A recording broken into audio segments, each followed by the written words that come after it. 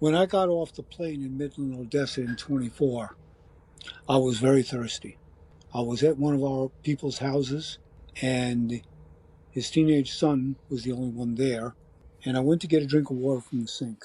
And, whoa, Billy, you can't do that. What do you mean? Why? I thought he was joking. So I said to him, well, I'm thirsty. Yeah, but you can't drink that water. Why not? We don't drink that water. That's our water we only use to wash dishes and cooking. That was in Odessa, the heart of the oil and gas industry. Everybody in Odessa buys bottled water, which I find to be so wasteful. There ain't no future out there unless we get ourselves together and fight back.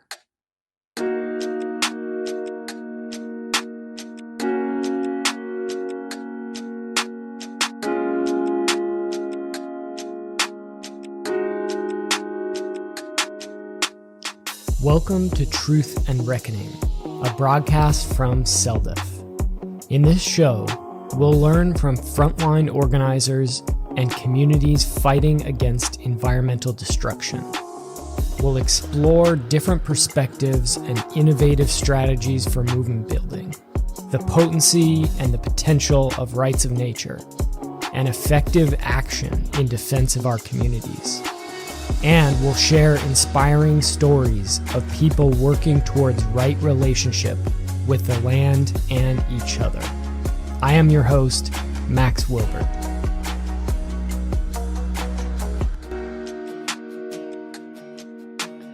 Hello, everyone. The interview for this podcast was conducted by Kai and Tish, who are both CELDF staff. It's an interview with the group Truckers Movement for Justice. Kai, why don't we start with you, and then to Tish, can you tell us a little bit about this conversation and why you thought it was important and noteworthy? Yeah, I mean, from our context, it was just a really different kind of group to be working with. I mean, CELDF has predominantly been working with community-based community groups, and this is a group that is really a collection of people that are literally not just scattered around the country, but often just behind the wheels of their trucks. And so it was pretty cool to kind of talk with a group who is dealing with a lot of the same things that place-based communities are, in the sense of just the injustices happening, and then how you mobilize and how you be effective as a group. And so I think that's one of the things that we hope people take away from listening to this interview with the folks from Truckers Movement for Justice. And Tish, I imagine you connected with them because one of the issues that has brought them together is hauling frack waste and other highly toxic material from the oil and gas industry, which you've worked on quite a bit as well, right?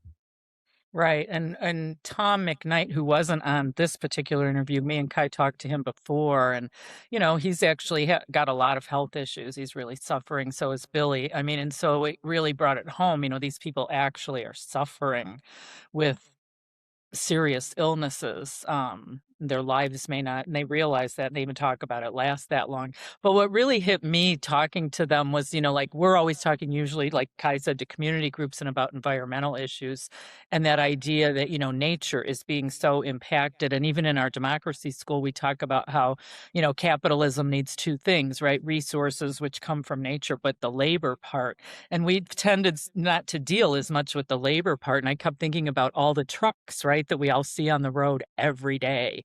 And how these trucks, we don't think about it, but that's the labor part. They're carrying those things, and maybe even parts of things that get made into products. Mm-hmm. But the drivers themselves, I mean, I guess we don't give too much of a thought to that, but how, when I was growing up, truckers were really, they had good jobs, right? Blue collar jobs. They had good benefits. They had all this stuff, and how that's just been so deteriorated over the years. And we don't even give a thought to it. Just like we don't think about, the cell phone in our hand, like all the, maybe forests cut down for the data center, or we don't think about the mountains that are destroyed for the rare earth minerals or whatever. We also pass these trucks every day, and we don't even think about the people driving them. So yeah, it kind of was all this full connection of stuff that was interesting to me.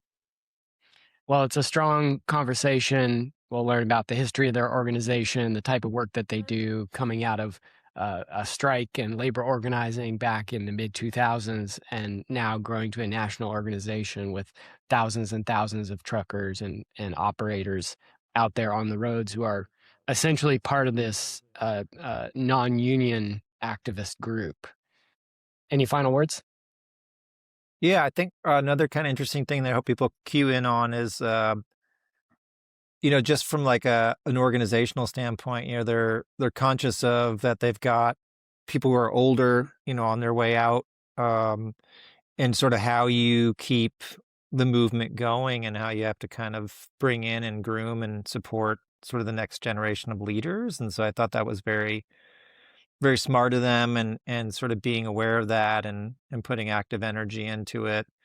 Yeah, and just, I mean, they're a great bunch of people, just really solid people with, a large amount of fight in them, and then figuring out, how to be effective. And I think that's a universal thing. That's not just for the trucking community. Mm-hmm. And again, the organizing, I think, and how difficult it is, but they also realize that they work as individuals in their cabs of their trucks, right? But they realize that the collective, like they would have so much more power, like with this collective coming together, just like the environmental activists and all the other activists, the, social justice activists. And so to see that similarity, and in a different, I guess, work area or topic area, it's kind of interesting. And I hope people make those connections too. Yep, absolutely. Yeah, there's a long history in the environmental movement of not much connection with labor organizing and unions and workers, but where we have seen that happen, it's resulted in some very fruitful collaborations because, of course, workers have their hands on the levers of the machine and have access to exert power in these industries that those on the outside often do not. Yeah, Yep. for sure. Okay. Yeah, they're great interview. So hope you guys enjoy. Well, thanks, Tish. Thanks, Kai. We'll get right to the interview. Welcome, everybody, to CELDF's Truth and Reckoning podcast. We've got some great guests with us today from an organization called Truckers Movement for Justice. So joining us today is Ray Randel, also known as Hollywood, John Tyler, and Billy Randel, all members, and I think on the executive board for Truckers Movement for Justice. We asked you guys here today to kind of have our audience better understand what you guys are up to and how you guys came to be and what you're involved in these days. And I guess like anything, getting your take on kind of our world at hand as you guys see it very often from behind your windshields, which I think is a great and different perspective maybe than a lot of people get to see the world. And so from what we know about you guys, some super fascinating work that aligns a lot with what we are involved in as an organization, with a lot of frontline community efforts, whether it's on things that people consider to be more environmental, but also we've worked with communities dealing with hard economic issues as well as other social issues. And the big place that we usually land is, who's making the decisions about our lives? And is it us or is it somebody else? And if it's not us and we want to change that, what is it going to take? Which I think from our understanding of what you guys are involved in, it's a lot of that kind of advocacy work to really empower people more. And when you do that to the levels that I think you guys have been doing that, you start running into big structures that often try to deny you or dissuade you or oppress you in a way that keeps the status quo going and makes the fight even that much more difficult. But I know you guys got a lot of fight in you, and communities we work with are the same. So we're, again, excited to have you guys with us today. Tish, you and I were talking before we gathered here about sort of how even this connection was made, and just how interesting it is when you work with different people, ultimately from the standpoint of just really trying to do the right thing, how that opens up other opportunities to meet new people and people doing good work. And I think that's the case here, and getting a chance to sit down with Hollywood, John, and Billy today. Yeah, thanks, Kai. And it is always really interesting because obviously when we heard about your group, Truckers Movement for Justice, it sparked our interest, because obviously we're an environmental law firm and you're not normally the people we're talking to. And so once we met Billy, the way met Billy actually in your group is because us being an environmental law firm, we fought fracking here in Ohio and Pennsylvania quite extensively, worked with a lot of community groups fighting that issue, myself included in that. That's how I started in this work, was my community they started drilling. And I met Justin Noble. Justin Noble did a story on one of the communities we're working in Grant Township, Pennsylvania, and they were trying to stop a fracking well. And it led to me finding out in my community what they were doing with fracking waste. And I contacted Justin, which led him down the rabbit hole of writing the book, Petroleum 238. I don't know if you guys are familiar with that book that he wrote, but he says something at the beginning about an activist in Ohio that, called him about this issue. And that's how he got involved in the brine issue, which now has led Justin to introduce Billy and your movement to us. So, sometimes we can't plan exactly how these things all come about, and there's definitely a connection. And I think I would really like to just kind of start with you guys, how did you all meet each other? Because to me, a lot of this, we talk about getting in right relationship with other humans and with nature, right? And that involves a lot of relationship building. So I'm really curious how you guys met each other, how your group came together, and what's your story behind forming this organization that you're part of now. And any one of you can go first. It's pretty simple with me. Back in, I guess it was April 2023, I've been driving a truck for almost 20 years, and for the first time, I thought it was about time to give it up. I was at the point where I could make enough money to buy fuel.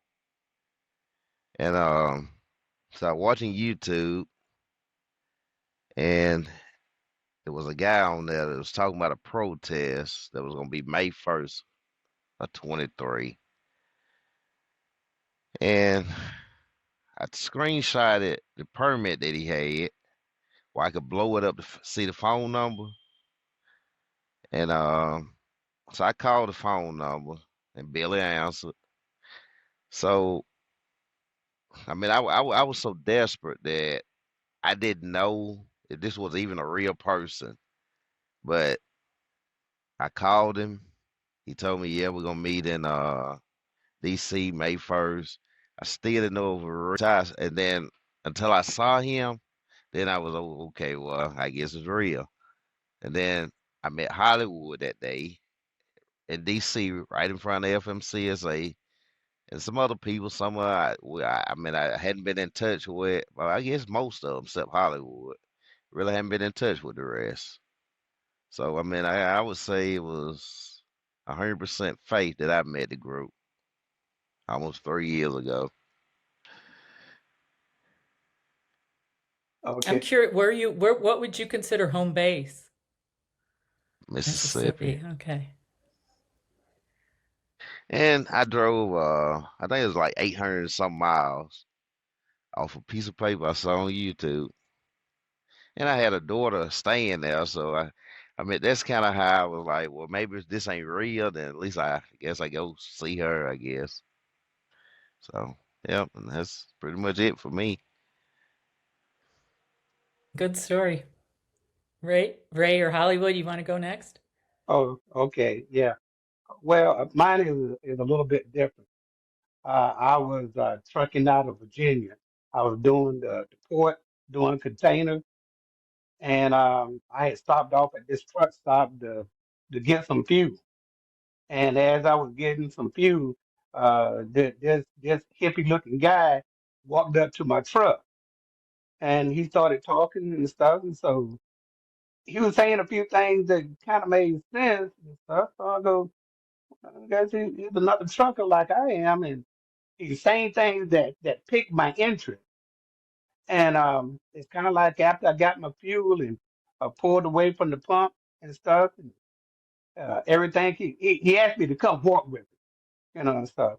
And we went and started walking around to other truckers, just talking with them and kind of finding out what they had going on in their situation, things that they were kind of upset about, things that they were hopeful to get changed or get better and stuff.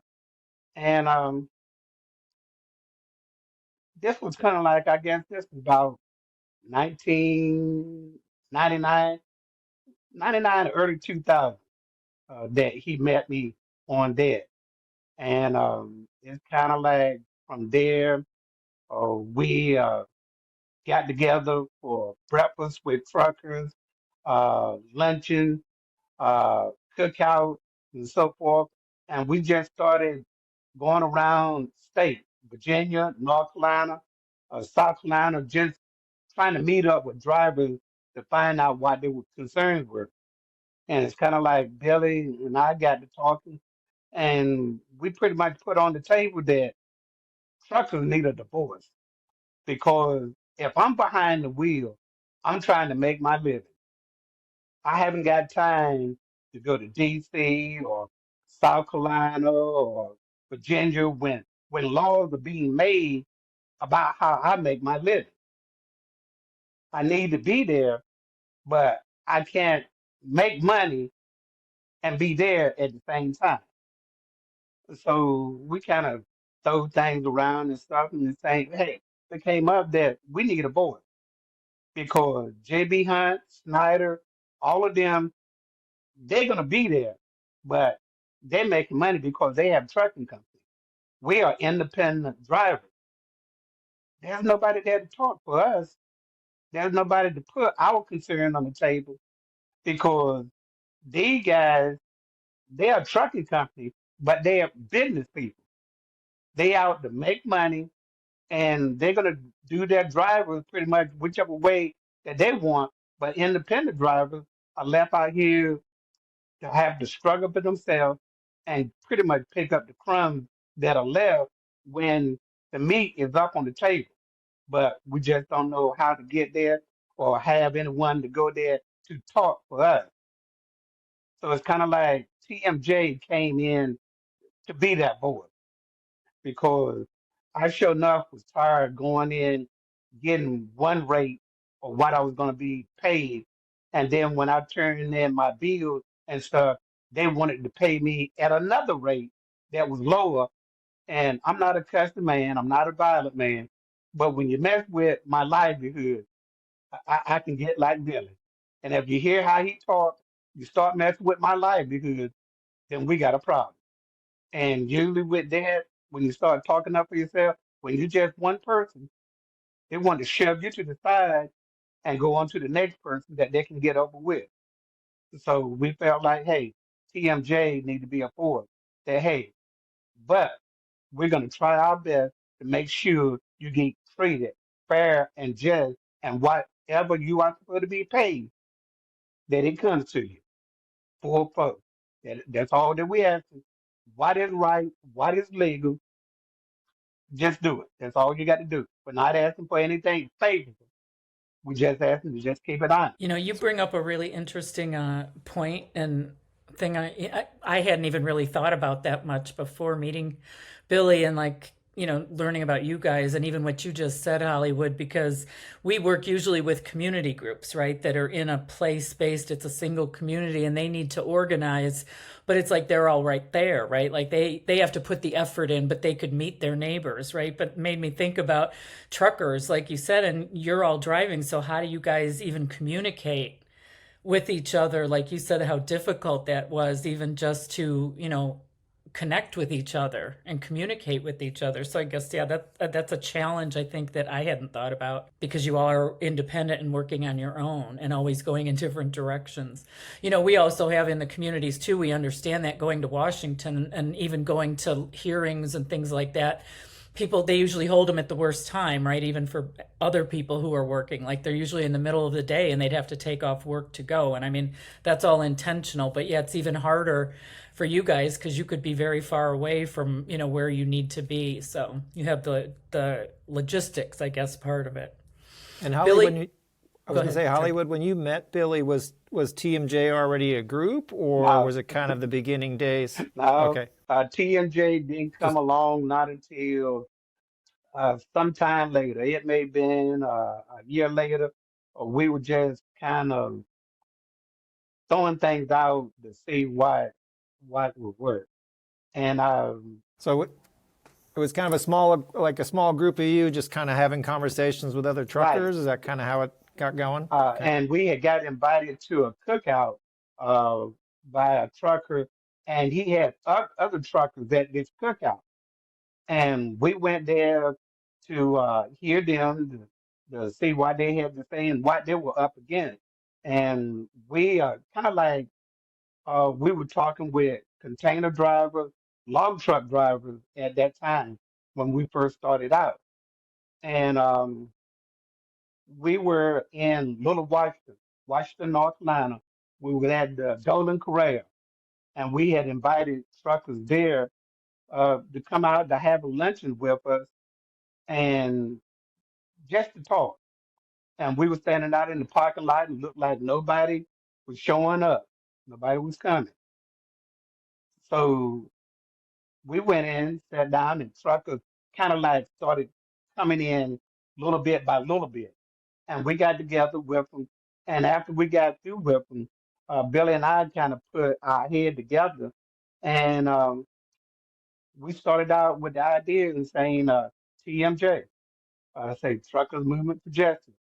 Um, Billy started on the paperwork to go ahead and get it where we'll be recognized that when truckers got with us, that, hey, this was an organization that'll be here for you.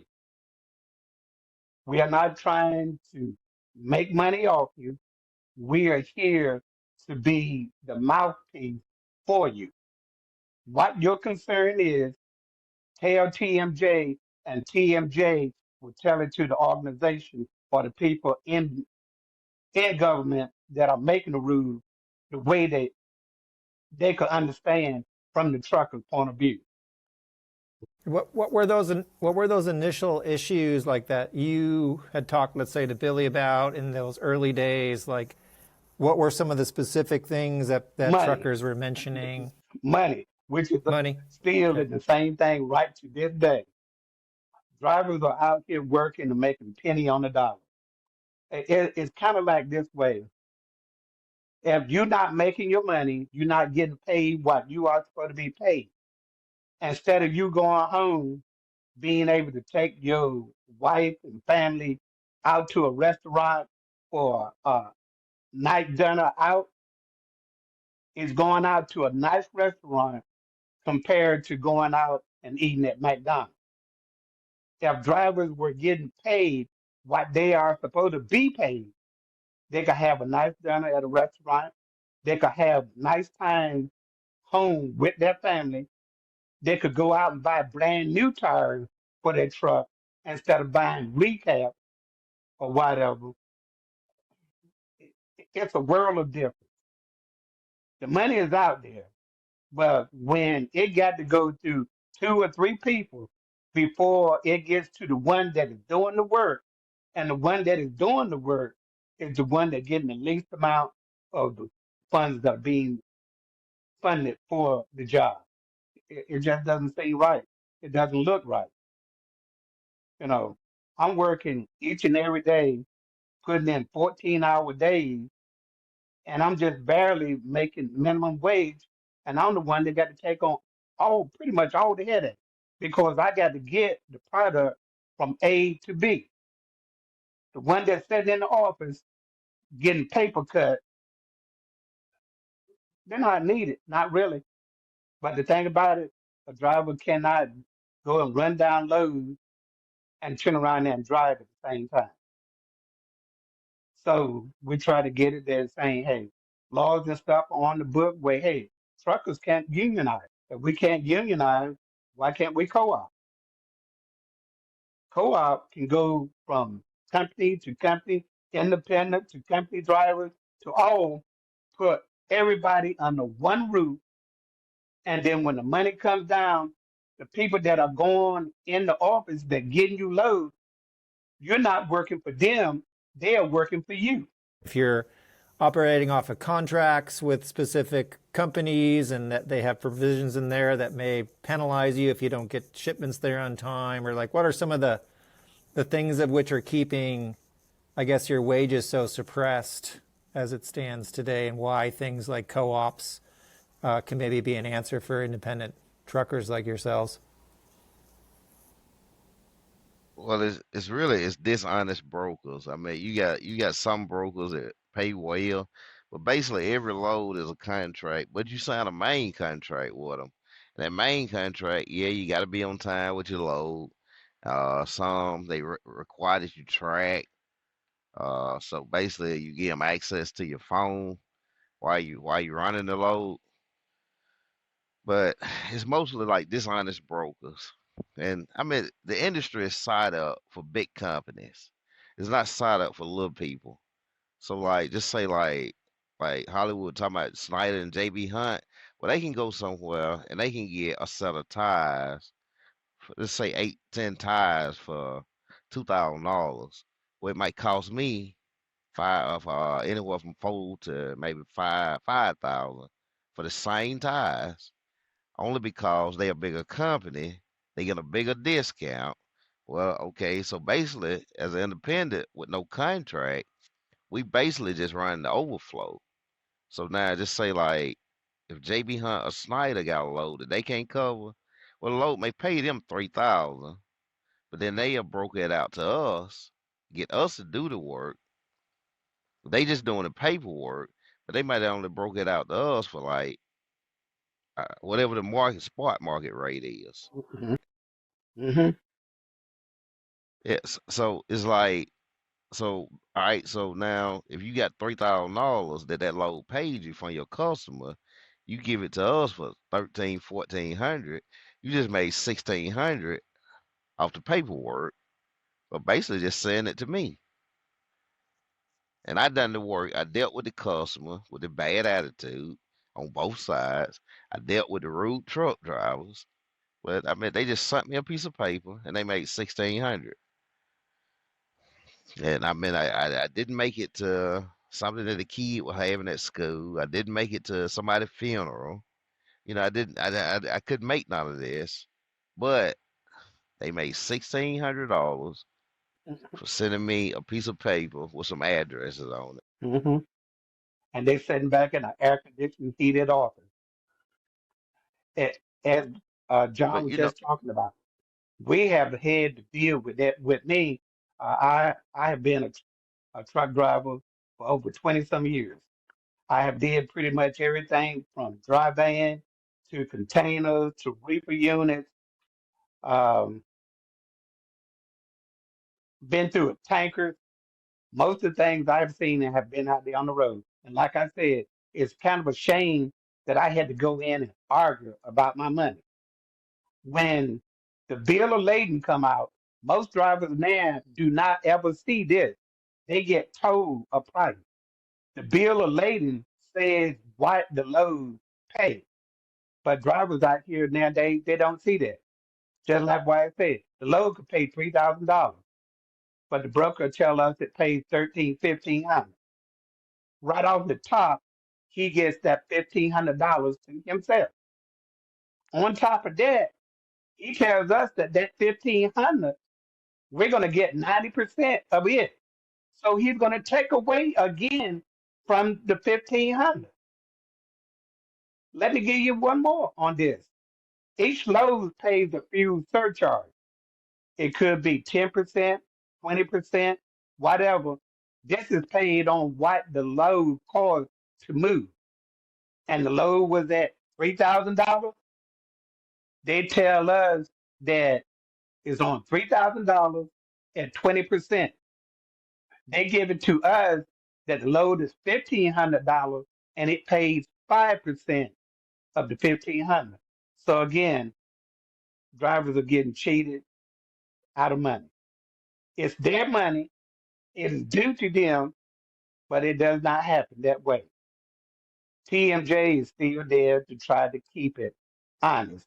If the load paid $3,000 and it's $3,000 to the driver, to the truck, pay the $3,000. If it's a 20% surcharge on the $3,000, pay the 20% on the $3,000 to the driver. Had and back and like I say, it's all about dishonest brokers. I had a broker one time.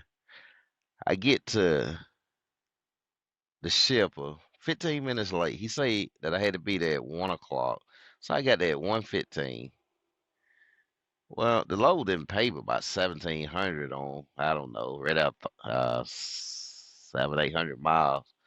Well, because I got there, okay, I got there at 1:15, 1:13. Well, he said I had to be there the next day. I picked it up on Wednesday. He said I had to be there Thursday. I said, okay, Thursday at 5 o'clock. So I get there Thursday at 5 o'clock, and I find out my appointment ain't till Friday at 5 o'clock.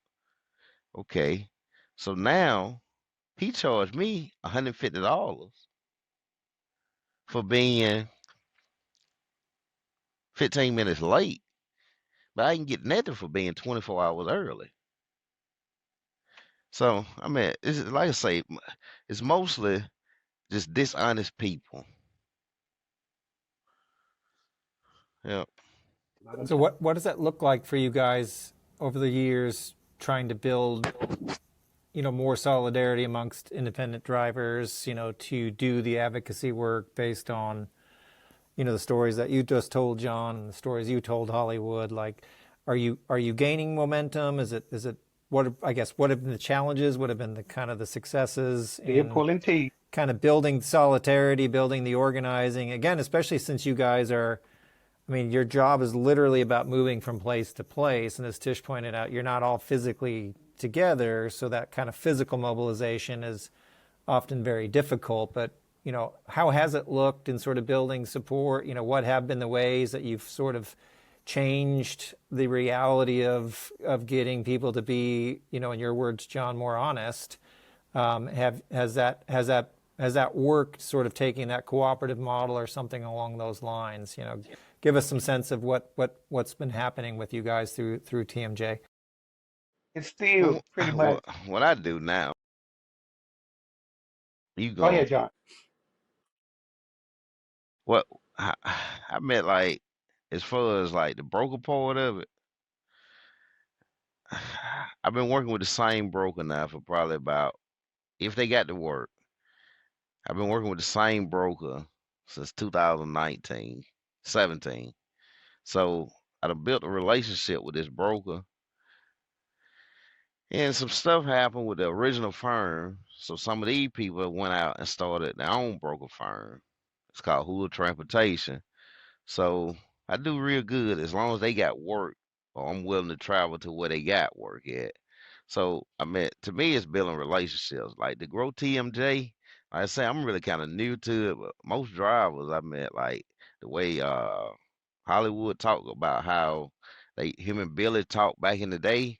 Oh, drivers don't do that no more. It's all about, I mean, like a lot of drivers, like, I mean, it's no, I guess, unity, because it's Togetherness. like everybody for itself now, and it's like it's nothing like what Hollywood was just talking about with him and Billy. Oh, nah, you can't, nah, it don't work like that no more. And drivers don't stick together no more. They don't help each other, so that don't help it neither. It is still pretty much out here a dog eat dog world. Just as John was talking about, drivers are not like we were back in the day, that we got to work together. If we work together, we can make together. Billy and I have been out to places talking with drivers, and we have had drivers, we try to tell them what we're there for and what we're trying to do for them. And drivers come out basically and tell us, I don't need nobody to talk for me. You don't need nobody to talk to you. Okay, so how do you get your boys over to your senator, your congressman, to DOT? Uh, how do you manage that? You know, you don't know nothing about that. Well, how are you making it better for you? Well, don't worry about me. You worry about. So those are kind of one we just kind of walk on from, and we try to build relationship with truckers and let other truckers go and tell other truckers about us. We make it that, hey, what you see is what you get. If you go up online and you pull up TMJ, this is TMJ. This is what we are about, and we stand behind our word. Because as we said, we're there to talk for you, not to turn around there to line our pocket, but to help you get your money in your pocket, help you to get a better life for you and your family, to get a better life for the community that you live in. That's all we're trying to do. And if people will be But honest, you know, go ahead, Can John. I you go on. interject and just tell a little story here, if you don't mind? I'm I'm an old war horse, an old lion, and after 55 years of doing this, we tell stories. So I'm gonna give you all a story from the old days, and then I'm gonna give you one from the new days that includes one of our brothers here. Long time ago, there was a meeting. It was a safety meeting back around about 2008 in Vanceboro, North Carolina. It was during the organizing down there among the log truck drivers. The safety meeting was being held at the largest paper mill in the world, Weyerhaeuser. And the safety manager was talking to the truck drivers. And at the end of his little speech, cheerleading speech, he turned around to them all and he said, "By the way, boys, how y'all like that safety bonus y'all get paid every month?" Nobody answered, but a big guy stood up, really big guy. In fact, they called him Big Dog, DAWG. That was his CB handle. And he said, "Mr. Boss Man, we like it just fine, but we never get it." The next week, every truck driver in Eastern Carolina that was pulling for Weyerhaeuser received a safety bonus just because of one driver, Big Dog, who was part of the organizing. Now, John, sorry, now comes your turn. On May Day 23, Brother John, he drove all the way from Mississippi in his car on his own dime, stayed at his daughter's, as he said earlier, called me at 6 o'clock in the morning. "Billy, cops all over the place." I said, "Yep." I said, "They're going to be there. Don't worry about it. It's all going to be all right." He says, "You sure? There's an awful lot of them. I never seen so many cops in one place." We pulled up, and drivers started trickling in, drivers and some supporters. I didn't even know who John was. Didn't know what he looked like. But a short fella came over to me at some point during that morning, and he was holding a homemade sign. I forget what the sign said, but I know I have it on one of the photographs that was taken there. And I met John Taylor. John Taylor is now TMJ's vice president. And we're proud because anybody got that kind of heart. That's what we are. We organize one truck driver at a time. And I'll give you one more little tale. I made a comment on a Facebook group years ago, back during the first year of the resurgence in 21. And a guy came back to me and he said, "You know, Billy, I want to wish you good luck." Organizing truck drivers is harder than herding a bunch of feral cats. I still use that to teach us what we're up against is not just the devastating corruption between government at all levels and the industry, but we're up against ourselves, like Hollywood and John said, because we did this to ourselves.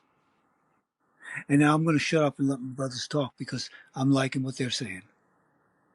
The things you said, and I'm like, it really hit me hard was, this how truck drivers are all like kind of out for themselves and individual. And I keep thinking like we talk to communities and it's all about the strategy of, when we say they, we mean like the powerful, the people with the power and the money, right? That's what they do, that divide and conquer strategy. And this whole idea, we talk about community rights and it's about, the good of the collective versus the good of the individual. And so we keep hearing these same things, like a lot of what you're saying is resonating, even though it's different, it's the same, right? Like the challenges that we face in organizing and doing that. And it's like we have to, how do we change that mindset of people to think about the collective? And I think of my own personal knowledge and what I thought, about truck drivers, just from my experiences. And like I said, I mean, my dad was in a union when I grew up, but, always thinking that the truckers were unionized. And so that they had all these great benefits, and that slowly that must have been eroded, because I'm curious what percentage anymore, just estimating, of truckers are part of a union versus individuals like you guys trying to make a living on your own. I'll answer that if y'all don't mind. Up until 1980, the standard for blue collar wages were truck drivers. Everybody, factory workers, even construction to a certain extent, looked up to truck drivers. We were heavily unionized thanks to the vision that James Riddle Hoffa had from his early years and the Teamsters. Unfortunately, there was also a tremendous level of corruption from the very onset of trucking back in the 20s and teens of last century, always. And the union was riddled with corruption and very mobbed up. When deregulation took place, the union had just become basically a donation box to the mob. The incompetent leadership at both local and international levels was not ready for what was going to happen. What we call the legacy carriers and the hub and spoke system that existed back in those days lent itself to what we call double breasting operations. In other words, a union carrier like Yellow would set up a non-union company,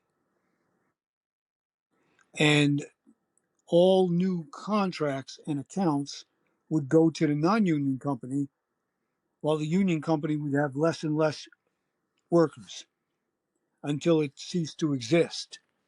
Fast forward slowly over the 80s and early 90s, the union's agreement with the industry, known as the National Master Freight Agreement, became nothing more than a paper tiger. Went from covering 500,000 workers to covering less than 40,000. And a lot of that took place because owner ops began being able to get into the industry, independence for another word. And as the nature of any business is, you're hustling to make a living. In some cases, you're also undercutting established businesses. Brokers came into play, freight brokers and freight forwarders, in a big way, basically took over the shipping aspect of it as the corporations took over the industry. And lo and behold, what happened? The working conditions became akin to sharecropping in the old days over the last 45 years. It's a very well known fact, even admitted for inflation. Our working conditions Well, now John works for himself. He's a legitimate owner-op. All right. So he tries to schedule his home time fairly often so he can be with his family. But you take the lion's share of folks, they're out 5 weeks, 8 weeks, some as long as 6 months. I've been out on the road 6 months at a time. Hollywood knows that. All right. Because I won't go home. There's no way to go home. There's no money. I can't make a living if I'm home. We, as drivers, have the ability to bring any country's economy to its knees. Instead, what are we doing? We're on our knees begging for pennies. John's tale about the 30 hours and 51 minutes that he stood waiting, he was not compensated for that time, but he's going to be, because we have given it to our attorneys to file a lawsuit. Okay? One of our lawyers, even when John first was telling us the day it was happening, one of our lawyers even said, they're holding you against your will. You're not allowed to leave. And I remarked, they kidnapped my goddamn vice president? Is shit going to hit the fan at this point? Excuse my language, everyone, because I know we're recording, and this is for public consumption. All I can tell you is this. There was a time when we were looked up to. Now you go into McDonald's and you tell a McDonald's cashier that you're a truck driver, they laugh at you and say, oh, I make more money than you. And it's true. I'll shut up again. A couple of things I found interesting, just, and maybe you guys have discovered this too as you're talking with people in the industry and outside the industry, but so many parallels to what others have gone through, right? I mean, the realities, conditions, the stories may be different, but the method of oppression, the method of separation, the means of keeping workers down, it's the very often, the right to work laws that you may have seen, those aren't really right to work. They're rights to make work that much more difficult, right? They're means of making sure that wages are suppressed. They're means of making sure that they don't need cause for termination. So it's all means to kind of control labor, because that's what the corporate industry needs to do, right? It needs to keep resources cheaply, and it needs to keep labor cheaply in order to maximize profit for the shareholders. So, we're all part of that greater machinery, where you guys are one sort of gear and others are another kind of gear. But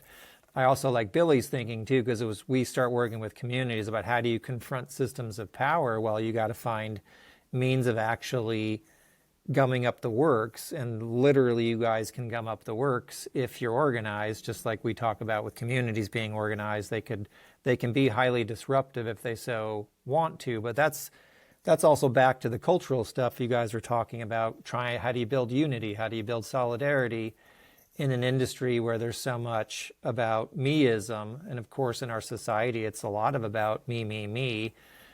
Social media doesn't help with that. The consumerist culture doesn't help with that, because everyone's just trying to feed their own ego, basically.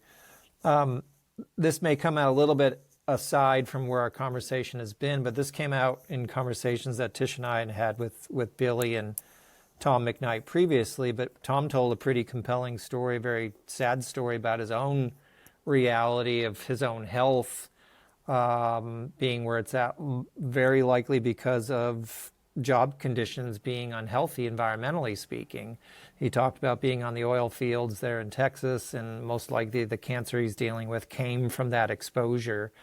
So I'd be curious, in each of yours moving about and talking with people, I mean, wages and money, clearly it's something that you can find immediate, I'm assuming, connection with other drivers with, but what's it been like to talk about other realities of what you guys as truckers are facing, including the environmental impacts?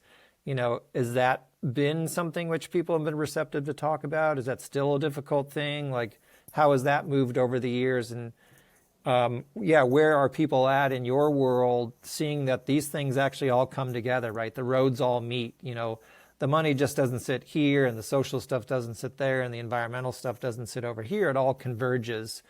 So I'd be curious at like what your experience has been, and are you seeing people making connections maybe they didn't make 10, 15, 20 years ago? Some. Y'all want me to deal with that one? You can, but I have an illustration to give to him. Why he's asking about there is just like the coal miners in Virginia.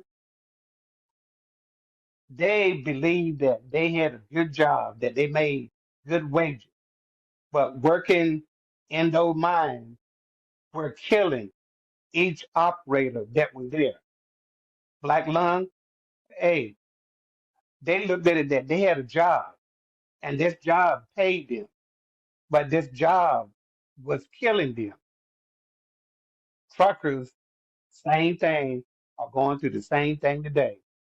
With this fracking that going on in the industry, it's not safe, it's not good, but drivers, hey, it got to be moved, and they go ahead and do it because they're driving. Their health get bad, they get canceled. When they get canceled, the company, all they try to do is move them off to the side. They got that somewhere else. They didn't get it from here. You know, instead of shifting the blame, instead of stepping up and doing right by the driver. Hey, stuff still goes on. Okay, Bill, it's yours now. The same time Brother John got in touch with us in 23, that's when the organizing began in the Permian Basin of West Texas. We got calls from drivers out there, asked us to come help them, told us some serious horror stories. Memorial Day weekend that year, I drove our truck, because me and Hollywood were joint owners, out there, and I had a meeting with about 25 drivers. Didn't know anything about what they were doing, knew they were running the oil fields, knew something about fracking, didn't like what I had heard. Um, First thing I said to him, what y'all hauling? Frac sand. I said, frac sand contains silica dust. That's silicosis, that black lung. Y'all ain't got no PPE? No. Why not? That's how we began to learn what was going on in the oil and gas industry. We knew about the coal industry.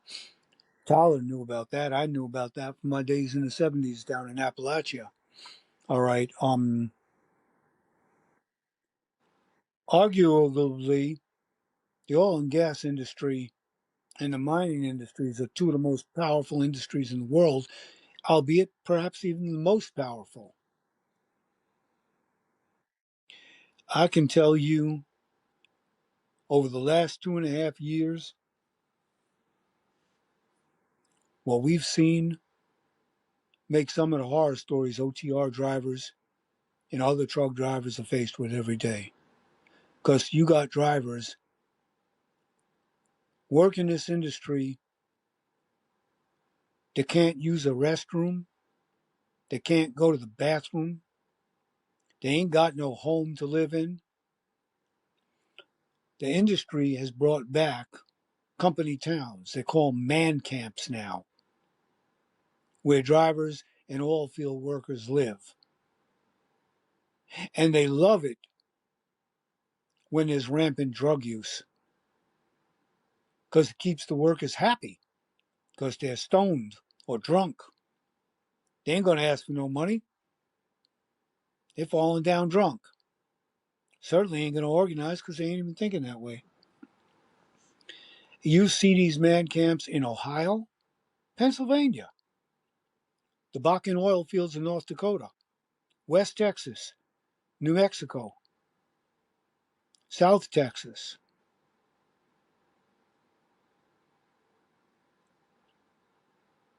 We went backwards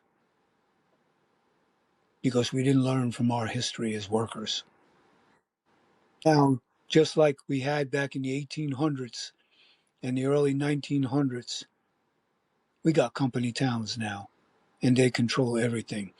Right up here where I am in West Virginia, aside from the coal industry, fracking is big time up here. They're fracking the hell out of this land. The tri-state area in the Ohio Valley look like Swiss cheese. They pop holes in people's backyards, blowing methane in the air, young kids breathing this shit, kids getting sick, and they don't give a shit. They violate laws, they get fined, they don't pay the fines. In fact, this senator from West Virginia, Jim Justice, he's a big one. His minds are all full of environmental rule fines. He ain't even paying them. And he's a senator. You go into PA, it's even worse. Ohio's pretty bad too. Got a state senator up there that turned around at the community meeting in Marietta over fracking wells and said, "Oh man, you get more radiation from eating a banana." I've heard Son of that a one bitch. before. Yeah, son of a bitch. Or a chocolate chip cookie. Yeah. You know what I say? Me and Hollywood have an long saying. Hey y'all, meet TMJ. You won't like us because we don't play. We're a different kind of an organization. Part labor union, part old-fashioned Southern Church revival meeting, part community organization, and a bunch of old lions and young lions that are ready to roar and take over the jungle. And we're ready. I love that. You know, Billy, you said something else, and people, I think there's this fracking. Obviously, they know a lot about that issue right now in the waste. But I was thinking there's so many other things that people don't think about. Like one of the things when a site is polluted, like I'm in Ohio, and there's also Ashtabula, and Union Carbide was here, and that super fun site in Ashtabula, and it's like fenced off, but it's always like we have to clean it up. Right, we have to clean the site up. Well, normally what they do, or what happened in East Palestine, Ohio, right, with that train wreck, that was highly toxic stuff. And it's like, well, we're just gonna put it in trucks and we'll move it somewhere else, right? We'll move it to a landfill somewhere else. But it's the truckers that are doing that moving. And so there's so many toxic chemicals. It's not just from fracking. So many industries produce this toxic waste. Nuclear, look at the nuclear industry, and they ship that stuff in trucks many times to waste sites from the East Coast to the West Coast. Ship it all in trucks if it's allowable under DOT rules, and DOT does not enforce their hazardous material transport rules, which is what we're battling about in the fracking industry now. We're calling out the feds and the states over the fact that the drivers running this stuff ain't got hazardous material endorsements on their licenses. They're not even supposed to be running this stuff. They don't know anything about it. Oh, they say, "Oh yeah, we know it's radioactive. We're careful." No, man, you ain't careful. You're wearing street clothes. You got a shower facility where you work. You need to be taking a shower before you go home. You got a dosimeter on your chest. When I was out just before my heart attack last year, when I was out with our boys in Texas, I was handing out flyers at the truck stops in one of our stomping grounds in Kermit, Texas. And I noticed monitors on a bunch of the drivers. I knew what those monitors were. They're for H2S, a deadly gas that's associated with the oil and gas industry. Knock down an elephant in 2 seconds if it breathes it. So I asked Marco, one of TMJ's people, I said, "Marco, what's that the drivers are wearing?" He said, "H2S monitors, Billy. They've been giving them to us now." I said, "Since when?" "Since the convoy last year." I said, Mm. "Nice, nice. You see, there ain't many of us, but we're creative. That's how we come across y'all." So I get that's actually a good lead into what I was just thinking, which is you obviously have a certain community, a certain family of people out there that you're connecting with and advocating for, and trying to grow your family there in the world of those that are in the same line of business as independent truckers. And I found it very impressive too that you've assimilated in things beyond kind of the normal, worker rights that we talked about at the beginning of the conversation here. The idea of pay. You've much more expansive than just this idea of being paid fairly and properly and justly and adequately, which of course is a nationwide struggle. But what are some of the things that you guys have found in your own organizing, your own conversations that you think are messages that apply to anybody anywhere? Because we're all running up against a very controlling system, a very oppressive system, a very corporatized system. What are some of those kind of messages that promise or success of any kind, whatever it may look like, that you would tell others out there doing, their kind of advocacy work, that you would want to share here based on your own experience in your particular world? I would like to go first, but I'd like to ask Hollywood and John to also say their thoughts. All right. When I got off the plane in Midland, Odessa in 24 from Mexico, I was very thirsty.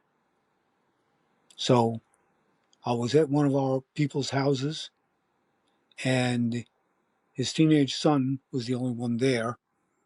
And I went to get a drink of water from the sink. And, whoa, Billy, you can't do that. What do you mean? Why? I thought he was joking. I thought he was saying, no, I ain't going to let you have a drink of water. So I said to him, well, I'm thirsty. Yeah, but you can't drink that water. Why not? We don't drink that water. That's water we only use to wash dishes and cooking, take a shower. That was in Odessa, the heart of the oil and gas industry. The water was poisoned. Everybody in Odessa buys bottled water, which I find to be so wasteful. Truck drivers are not tree huggers, as environmentalists are commonly referred to in a negative sense by people like us. But you know what? Right now, when Tyler Roberts, who I wish had been on tonight, turns on the faucet in his house in McDowell County, West Virginia, the water comes out black. He's got a young son, 10-year-old daughter. He needs water to drink. Clean water. John, go ahead. You up. One thing I do, Then I mean, I got people I grew up with. Yeah. I mean, I just keep trying to talk to people because I mean, people that I can, but I got people like that I grew up with that they don't believe in what I'm doing. So, I mean, so it's like, and I got a cousin. I told him about the organization. And he thought it was a joke. He thought me coming to Washington in 23 was a joke. Man, what you go up there for? Yeah. I said, well, a good thing always started somewhere. I said the Teamsters had to quit because when they was early on, it wouldn't be a Teamsters now. They the biggest union in the country. I said, so good things do start off small. That man, I might have got his attention, maybe not enough attention to get him to join, but I mean, I say because truckers, they're some of the worst people to deal with. It is probably for me, it's hard, but I mean, I gave a guy Billy phone number that was right there, right beside me, when I was down in Florida for them 30 hours. Billy say he never heard from him. So I don't know. I just keep trying, and hopefully, I think when I used to work at a plant, I'll plant manager say you keep throwing frogs at the wall, at some point something gonna stick. So, man, that's all I just pretty much keep telling people about TMJ.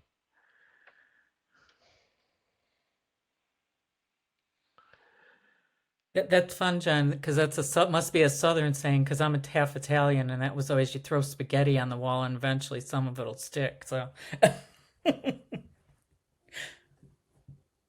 Oh, maybe, maybe.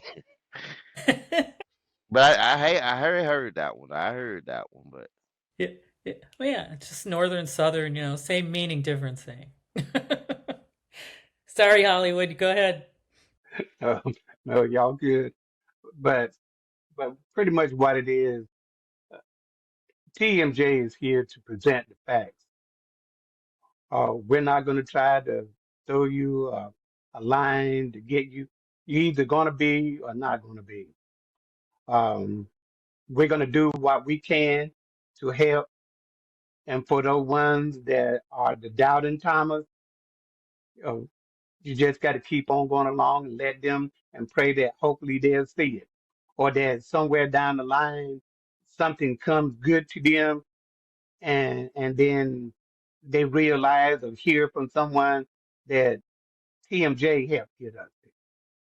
You know, just like we have truckers in the port.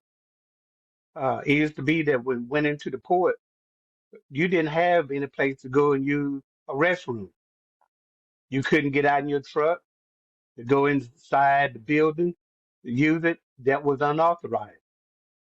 You had to be in your truck, and you could be inside the port for 4, 6, 8 hours, and you have nowhere that you can go and relieve yourself.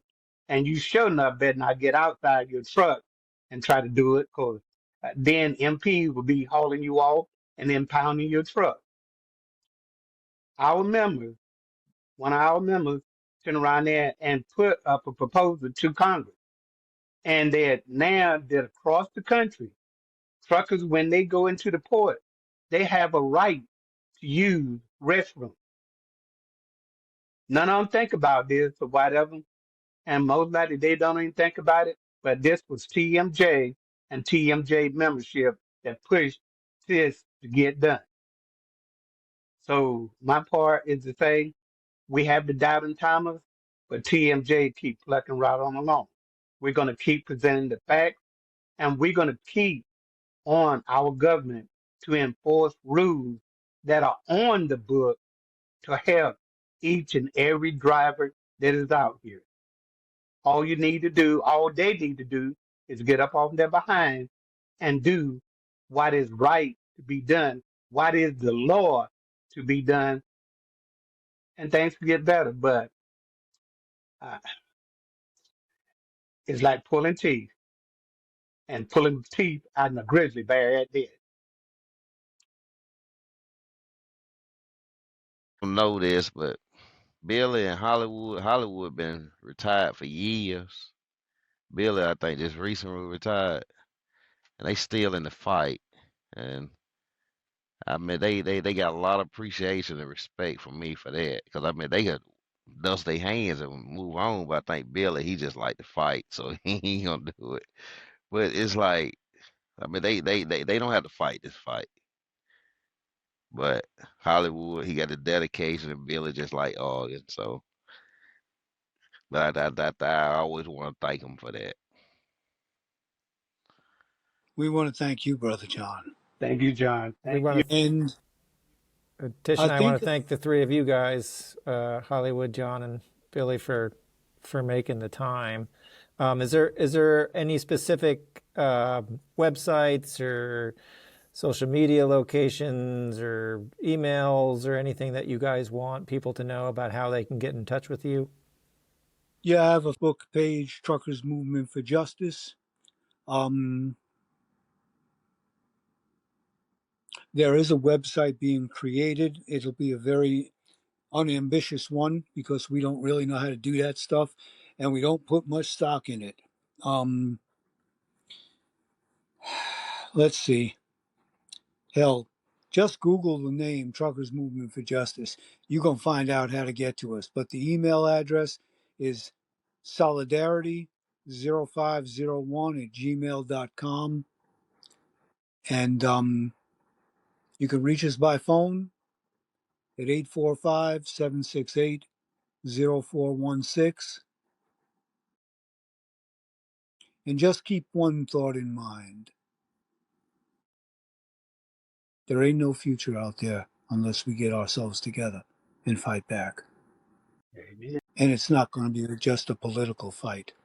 It's an economic fight. We need to do something. Native Americans, indigenous peoples, have a legend, and we've spoken about this publicly many times. It's called the 7 generations. Look back 7 generations and learn in order to go forward and make sure the next 7 generations have a sustainable life. That's what we're doing. That's what this fight is all about. And we ain't gonna stop. Not this time. All right, we'll hold This you. time, We're gonna hold you to it. Yeah. oh, we've been through a lot. Please do. Brother Hollywood, myself, Brother John, so many more of us. We've been through a hell of a lot. And as I always point out to Hollywood, damned organization's still standing. And that's because there's a hand in front of us. It's invisible, but we can see it. We have a lot more in common. Yeah. Uh-huh. It's just guiding us. We're supposed to be doing this. You're right, John. Hollywood and me can be sitting under the carport in Carolina. Thank you all very much. Thank you both. Thank you. As well. Thank you. Thank you for having me. Yeah, thank you. I want to thank you for listening to our show and let you know a few ways you can support Truth and Reckoning. First, share this broadcast with your friends and family. Leave a positive review via your podcast app. Visit the Truth and Reckoning YouTube channel and leave a thumbs up and a comment. The full scope of the work of CELDF, including this show, comes with a financial cost. So if you're able to make a donation, go to CELDF.org. That's CELDF.org. But most importantly, our goal for this show is to empower you to take action. So the best way you can show your support is to get involved with your community and protecting the place where you live. Thank you very much.